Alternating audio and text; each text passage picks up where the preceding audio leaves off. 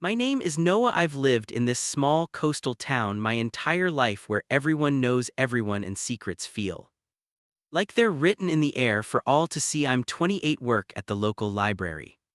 And until recently, I've kept the most essential part of myself hidden away, not just from others but sometimes even from myself. I grew up in a traditionally religious household. My parents weren't zealots, but Sunday service was non-negotiable, and the church community formed the backbone of our social life. As a child, I found comfort in the rituals, the familiar hymns, and the sense of belonging, but as I grew older and began to understand myself better, that comfort transformed into a complicated knot of guilt and fear. By my early 20s, I had stopped attending church regularly. I made excuses about work schedules and other commitments, but the truth was simpler and more difficult. I couldn't reconcile who I was with what I had been taught. My parents noticed, of course.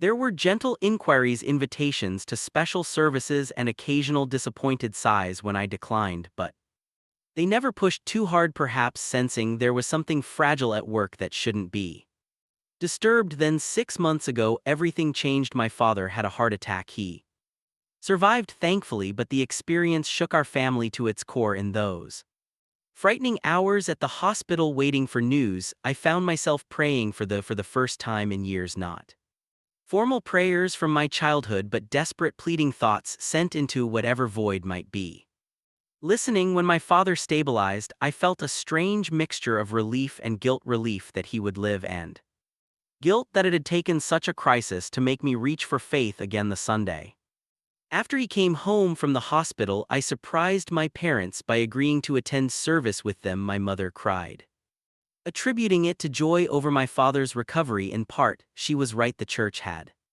changed since my youth. The old priest, Father Matthews, had retired, and a new priest had taken his place. Father Noah was younger than I expected, perhaps in his mid-30s, with an easy smile and eyes that seemed to hold genuine interest. When he greeted parishioners, he spoke with my parents for a few minutes after the service, inquiring about my father's health with what appeared to be sincere concern. When he turned to me, extending his hand, I felt an unexpected jolt of connection. "You must be the elusive son I've heard about," he said, his voice warm.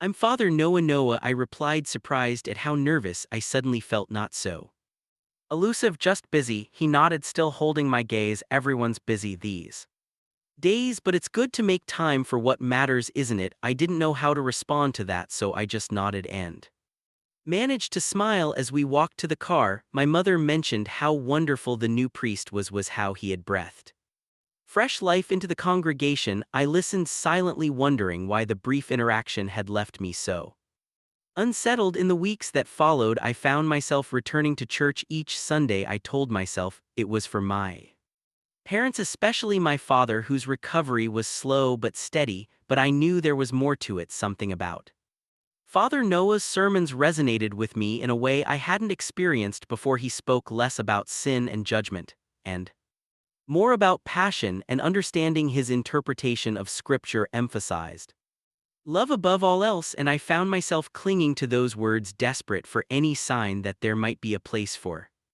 me in this faith. After all, 3 months after my return to church, I began staying after services to help with community outreach programs. It started as a way to make my parents happy. They were delighted by my renewed involvement, but soon became something I genuinely looked forward to. We organized food drives, visited elderly parishioners, and renovated the church's small library. Father Noah was often present during these activities, working alongside volunteers, his sleeves rolled up and his clerical collar occasionally loosened. During these afternoons, we would sometimes talk casual conversations, at first about books. He was an avid reader, music, the town's history. He had a way of listening that made you feel as though your words mattered, as though he was absorbing every syllable. Eventually, our conversations deepened. He told me about his journey to priesthood, which hadn't been as straightforward as I'd assumed. He'd studied literature in college, spent 2 years teaching English in South America, and only then felt called to seminary. "I believe God leads us on winding paths sometimes," he said one afternoon as we sorted donated books. The Detours have purpose even when we can't see it. I wondered if he could see the purpose perp in my detours, if he could possibly understand the path I was on. There were moments when I almost told him when the truth pressed against my lips with such force that I had to physically turn away to keep it contained, but I always held back fearful of what might happen if I shattered this fragile connection we'd formed until last weekend when everything changed again. I had been helping Father Noah with some administrative work in the church office. It was late afternoon and most of the volunteers had gone home. My parents had left earlier, my father still tiring. Easily after his health scare, we were alone in the small room adjacent to the sanctuary, the setting sun streaming through stained glass and painting the worn wooden desk between us in jeweled colors. Father Noah was talking about an upcoming youth retreat, but I wasn't really listening. My mind was caught in the same loop it had been circling for weeks, wondering what he would say if he knew the truth about me, if his compassion extended to someone like me, if his interpretation of faith had room for the person I was. Noah, his voice broke through my thoughts. You seem a million miles away. I blinked, focusing on his concerned expression. Sorry, I was just thinking about something troubling. From the look on your face, he set down his pen. Would you like to talk about it? The question hung in the air between us. I had spent so long hiding, deflecting, pretending. The weight of it suddenly felt unbearable. I don't know if I can, I said, my voice barely above a whisper. Father Noah's expression softened. Sometimes the things we find hardest to say are the ones we most need to voice. I looked down at my hands, tracing the wood grain of the desk with my fingertip. I'm afraid of what you'll think, of what it means for me here. Whatever it is, Noah, this is a place of acceptance, of God's love, not judgment. I took a deep breath, then another. The words were there, had always been there, waiting to be freed. I'm gay, I said. Finally, the declaration hanging in the stillness of the church office. I've known for years, but I've never really said it out loud to anyone connected to this place, not even my parents. I couldn't look at him. The silence stretched, and with each passing second I felt my heart rate accelerate. Had I made a terrible mistake? Would he ask me to leave? Quote scripture at me? Tell my parents? Then I felt his hand cover mine on the desk, a brief reassuring touch. Thank you for trusting me with that, Noah, he said, his voice steady and warm. That must have been difficult to say, especially here. I looked up, surprised to find no condemnation in his eyes, only a gentle understanding. You're not disappointed, I managed. Father Noah shook his head. God created you exactly as you are, Noah. Your sexual orientation is part of that creation, not a mistake or a flaw. I stared at him, feeling something unravel inside me, a knot of tension I'd carried for so long I'd forgotten it wasn't a natural part of me. But the church I began, the church has not always been a welcoming place for LGBTQ+ individuals, he acknowledged, and different denominations and individual priests hold different views, but I believe in a God of love and inclusion. I believe Jesus taught us to love our neighbors as ourselves without qualification. Tears pricked at my eyes. Unexpected and overwhelming. I stopped coming to church because I thought there wasn't a place for me here. There is always a place for you here, he said firmly, and I'm sorry if the church ever made you feel otherwise. We talked for hours after that. The sun set completely, and we turned on the small lamp on the desk, its circle of light creating an intimate space for my long-suppressed words to finally find air. I told him about realizing I was gay in high school, about the crushing fear that had accompanied that knowledge, about dates I'd gone on in neighboring towns where no one would recognize me, about the loneliness of hiding such an essential part of myself from my family and community. Father Noah listened with unwavering attention. He shared stories of other LGBTQ+ Christians he had counseled, of the theological perspectives that affirmed their identities, of his own journey toward more inclusive understanding of faith. He admitted that not everyone in the church shared his views, but emphasized that this didn't make his interpretation less valid. The greatest commandment is to love, he reminded me, not to judge, not to exclude, but to love. When we finally realized how late it had grown, he insisted on walking me to my car. The night air was cool, and the church grounds were quiet and shadowed. As we reached my vehicle, he placed a hand on my shoulder. I'm glad you told me, Liam. And I hope you'll continue to feel welcome here, I nodded, unable to fully express the relief flooding through me. Thank you for listening, for understanding. His hand lingered on my shoulder for a moment before he stepped. Back same time next Saturday for the food pantry setup. I'll be here, I promised. On the drive home, I felt lighter than I had in years. The fear wasn't gone entirely. I still hadn't told my parents, still worried about others in the congregation, but sharing my truth with Father Noah and being met with acceptance had created a crack in the wall I'd built around myself. The week that followed was transformative. I moved through my days with a new sense of possibility. At the library where I worked, I found myself suggesting LGBTQ plus inclusive literature for our next display without the usual anxiety. I smiled more easily at strangers, laughed more readily with friends. The burden of secrecy, though not entirely lifted, had shifted enough to allow me to breathe more freely. When Saturday arrived, I was eager to return to the church. The food pantry preparation was scheduled for the afternoon, but I arrived early, hoping for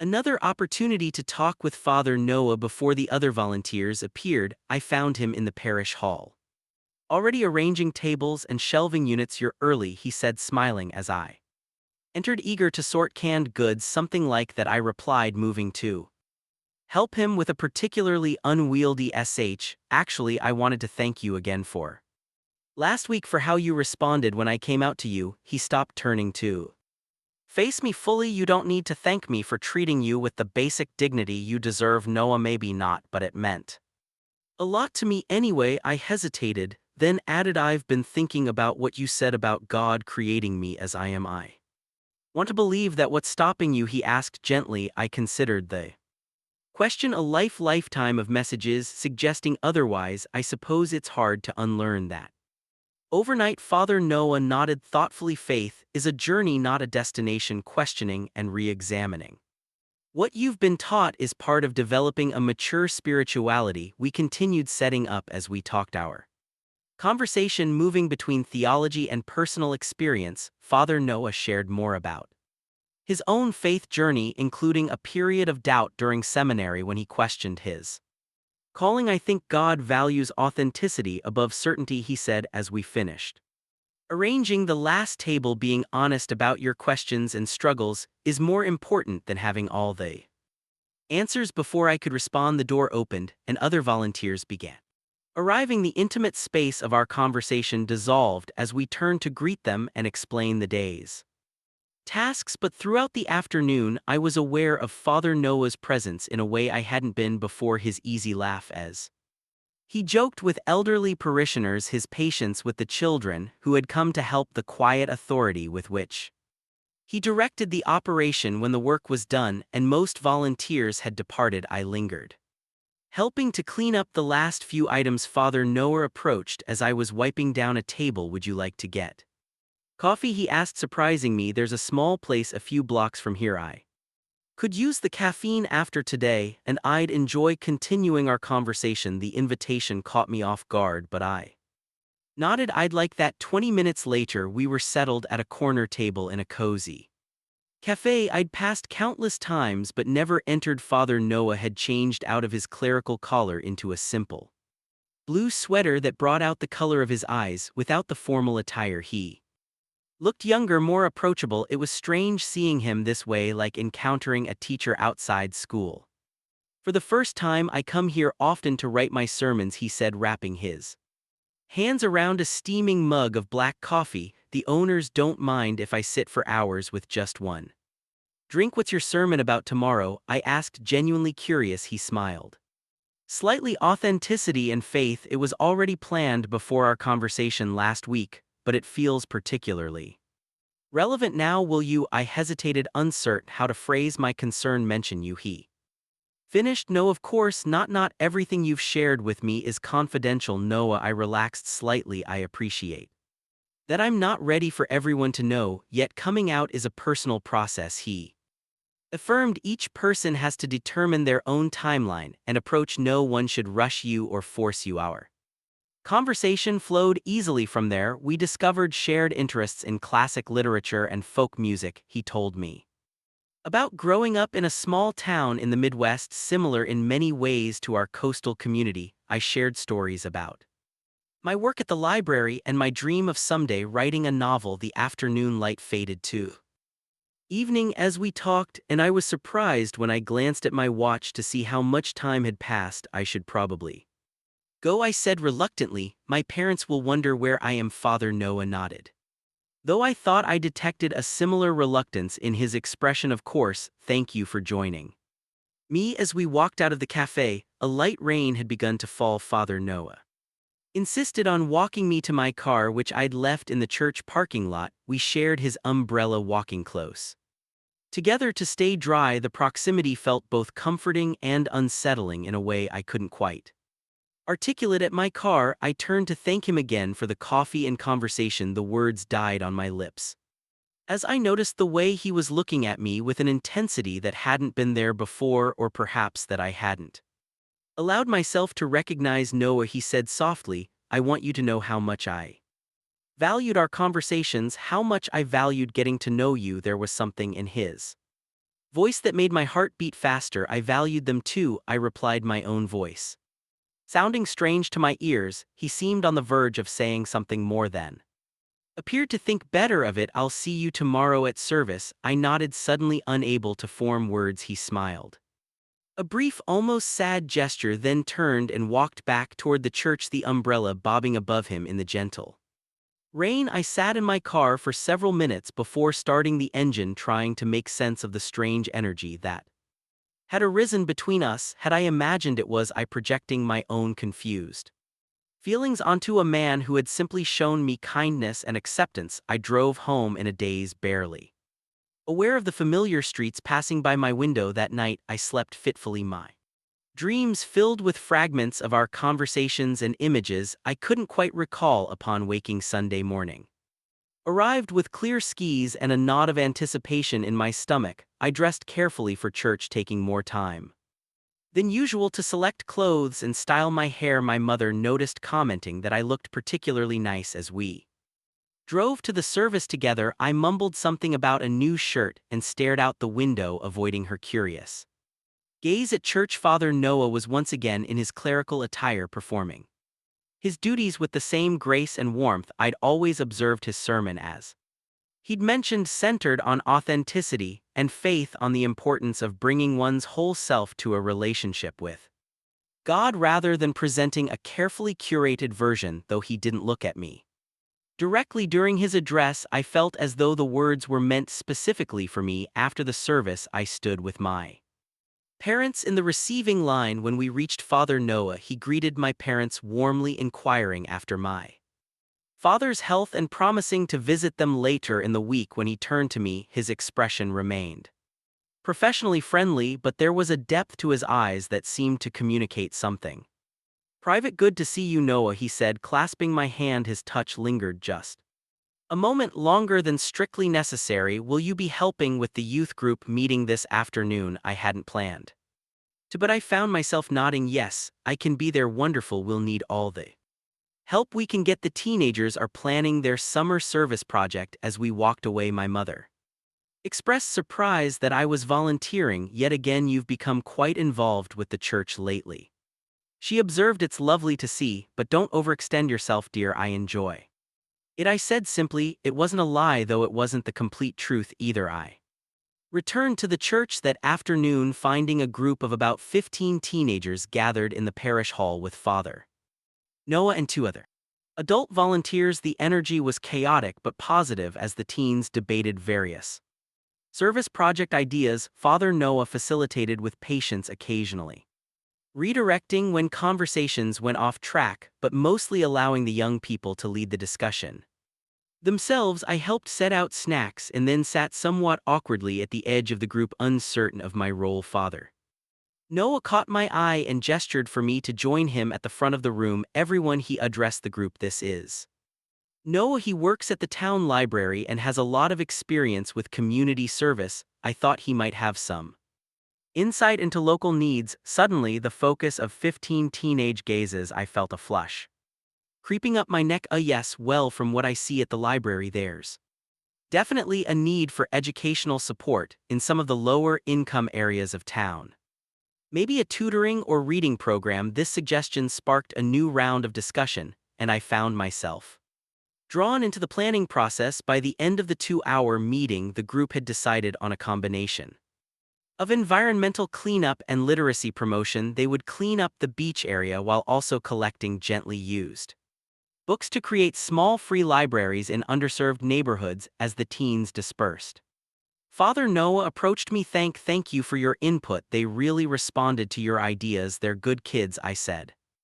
Feeling oddly proud of the project we developed together. Smart and compassionate. Yes, they are. He glanced around to ensure we were alone, then added in a lower voice, could you stay for a bit? I'd like to talk with you. My pulse quickened. Of course. We moved to his office, a small room adjacent to the sanctuary that I'd only glimpsed before. It was modestly furnished, but personal bookshelves lined the walls filled with theological texts but also literature and poetry. A worn leather chair sat behind a simple desk, and photographs of what appeared to be family members were arranged on a side table. Father Noah closed the door behind us, not completely, but enough to provide privacy. He gestured for me to take a seat in one of the chairs facing his desk, but instead of moving behind it himself, he chose the chair beside mine. I feel I need to apologize, he began, his voice earnest. I'm concerned that I may have acted inappropriately yesterday. I frowned, confused at the cafe.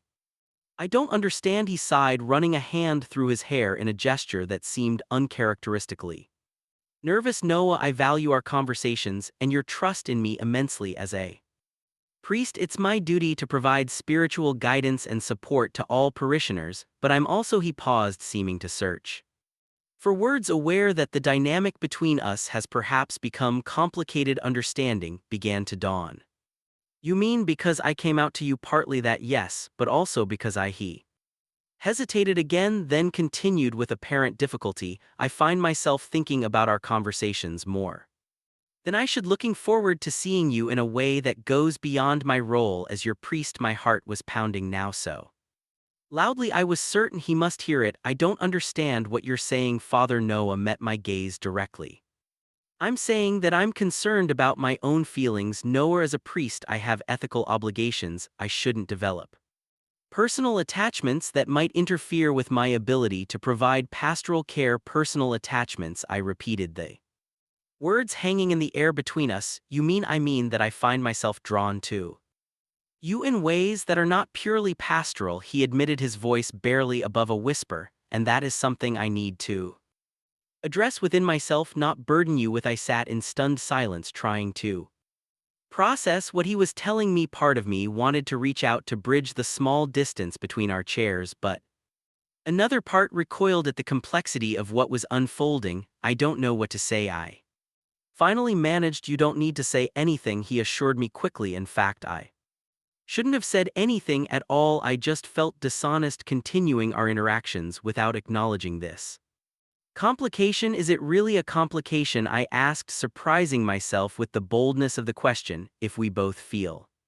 the same way. Father Noah's expression tightened. Noah, my position comes with responsibilities, boundaries that exist for good reasons. You came to me in a vulnerable state, sharing something deeply personal. Responding to that with romantic interest would be an abuse of the trust you placed in me. But what if my feelings developed independently? I argued. What if I was drawn to you before I ever confided in you? A flash of something— hope perhaps— crossed his features before he composed himself. Were you— Yes, I admitted. From the first time I heard you speak, there was something about your perspective, your compassion, that resonated with me. My coming out to you wasn't the beginning of my feelings. It was a result of the trust that had already developed between us. Father Noah ran a hand over his face, a gesture of someone wrestling with difficult thoughts. Even if that's true, Noah, there are still complications. I'm still your priest. There's still a power dynamic at play. Then don't be my priest, I suggested impulsively. I can attend a different church for spiritual guidance if that's what's required. He looked genuinely taken aback. You would do that if it meant being able to explore whatever this is between us? Yes, the certainty in my voice surprised even me. Father Noah was silent again, his internal conflict Visible in the tension of his shoulders, the slight furrow of his brow, "It's not that simple," he finally said, but his tone had softened. "My vocation is central to who I am. Any relationship would have to exist alongside that reality, not in place of it." "I understand that," I assured him. "I'm not asking you to choose between your calling and whatever might develop between us. I'm just asking for a chance to find out if there could be something worth exploring, and if there isn't," he asked quietly, "if we discover there's nothing beyond this initial attraction, the damage to your spiritual journey could be significant." I considered this. "That's a risk I'm willing to take." "Is it one you're willing to take as well?" The question hung between us, heavy with implication. Father Noah stood and moved to the window, gazing out at the church grounds now bathed in the golden light of sunset. I remained seated, giving him the space to think, though every fiber of my being wanted to go to him, to bridge the physical distance that seemed to symbolize the emotional chasm we were attempting to cross. "I've spent my life in service to God and the church," he said finally, still facing the window. "I've never questioned my vocation, never regretted the sacrifices it required until now." He turned, and the raw emotion in his eyes took my breath away. "Not because I regret my calling, but because for the first time I'm confronting the possibility that God might be calling me to something additional, something I never anticipated." "And what's that?" I asked, barely above a whisper, to authenticity. "As you pointed out," he replied with a hint of a sad smile, "to living truthfully, not just preaching about it." I stood now, moving closer to him but still maintaining a respectful distance. "What does that truth look like to you?" "No," or it was the first time I'd used his name without the title, and the intimacy of it wasn't lost on either of us. "I don't know yet," he admitted, "but I think I'd like to find out." Carefully, thoughtfully, with full awareness of the complexities involved. My heart raced at his words. "That sounds reasonable." Genuine smile touched his lips. "Reasonable, not exactly the most romantic approach, is it?" "I'll take reasonable over nothing," I replied, returning his smile. We stood there, the evening light painting the office in warm gold, the air between us charged with possibility and uncertainty in equal measure. Neither of us seemed to know how to proceed from this tentative agreement. To what? Explore our feelings, begin some kind of relationship. The path ahead was unclear, but for the first time in weeks, the heaviness in my chest had lightened. "What now?" I asked finally. "Nowhere." It was becoming easier to think of him this way. Considered the question. "Now I think we proceed with care. I'll speak with my bishop about the situation, seeking guidance without compromising your privacy. You should consider finding spiritual counsel elsewhere, at least temporarily, and perhaps we could spend time together outside the church context, get to know each other as people, not as priest and parishioner." It was methodical, cautious, but I understood the necessity for such boundaries. I'd like that. He nodded, relief evident in his expression. So would I. As I prepared to leave, Noah walked me to the church entrance. At the door he had hesitated, then reached out to squeeze my hand briefly, a gesture that managed to be both chaste and deeply intimate. "Thank you for your courage, Noah," he said softly, "for coming back, for insisting on honesty." I nodded, unable to find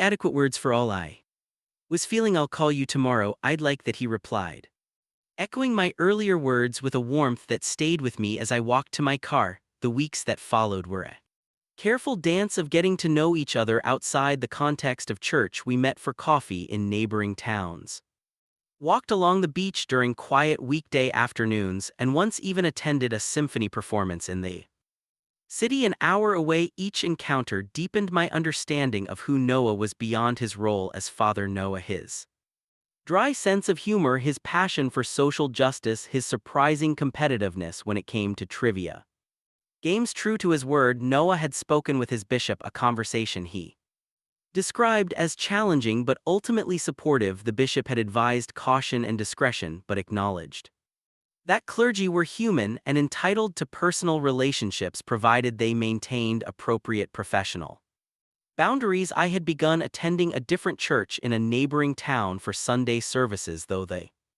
arrangement felt temporary in my mind. My parents noticed my absence from our local church. Of course, I explained that I was exploring different perspectives on faith, which wasn't Entirely untrue, they seemed concerned but supportive, my father commenting that questioning was part of a mature faith journey, unknowingly echoing Noah's words from weeks earlier. As for Noah and me, our relationship progressed slowly, deliberately. Our first kiss happened nearly a month after our conversation in his office on a deserted stretch of beach, as the sun set over the water. It was tentative, gentle, both of us still conscious of the complicated nature of our connection, but it was also a confirmation that what existed between us was real, not just a product of forbidden attraction or spiritual confusion. I think I'm falling in love with you, I told him that evening as we sat on the sand watching the waves, and it terrifies me. He took my hand, his fingers interlacing with mine. It terrifies me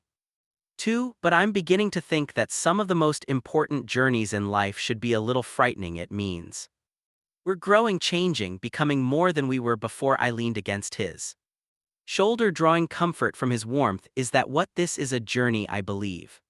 So he replied, his voice thoughtful, one neither of us expected to take, but perhaps one we were meant to find. The future remained uncertain. There would be difficult conversations ahead with my parents, with the congregation, with ourselves. Noah's vocation would always be a central part of his identity and reconciling that with our relationship would require ongoing negotiation and understanding. But as we sat there on the beach, the setting sun painting the sky in colors that rivaled the church's stained glass, I felt a peace I hadn't experienced in years. I had spent so long believing that I had to choose between my faith and my identity, between the comfort of religious community and the truth of who I was. Now sitting beside Noah, I began to see the possibility of integration, of a life where acceptance came not despite faith, but because of it, where love was not a contradiction of spiritual values but their highest expression. Whatever happens, Noah said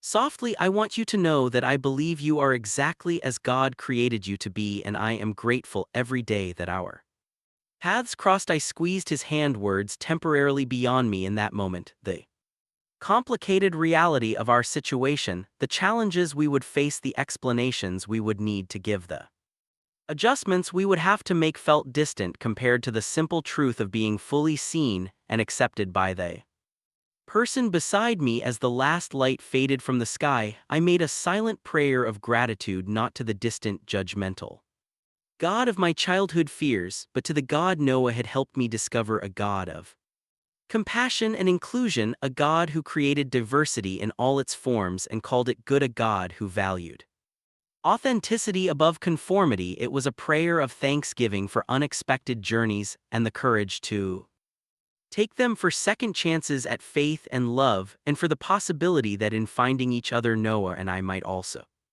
find a way to be more fully ourselves together.